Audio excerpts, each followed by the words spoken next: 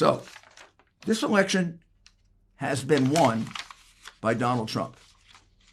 The Democrats are now in the process of completing what they started almost 5 years ago, which is the plan to stop him from being president of the United States by developing false charges of Russian collusion, continuing those as part of their struck insurance policy into a 4-year-long, 3 different investigations, $50 million process that went nowhere, that never had to happen. According to Brennan's letter to Obama, it was Hillary Clinton that developed that as a false charge in order to cover up her crimes with regard to her computer. So they went through all that.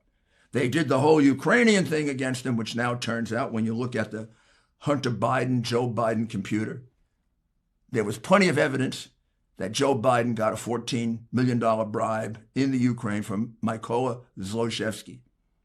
In fact, that something's got to be pursued no matter what, win, lose, or draw.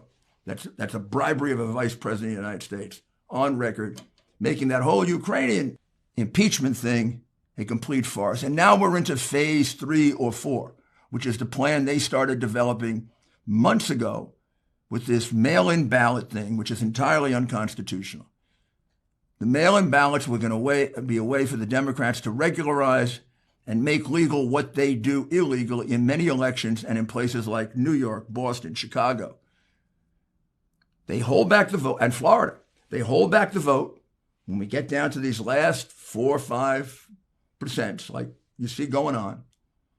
And then somehow they find new ballots. In fact, in Milwaukee, while we were asleep, they found 138,000 new ballots, all for Biden. All for Biden. You think those were cast by real voters? You think they were cast by some Democrat sitting in a back room? This has been their plan all along. It is totally impossible, illogical, irrational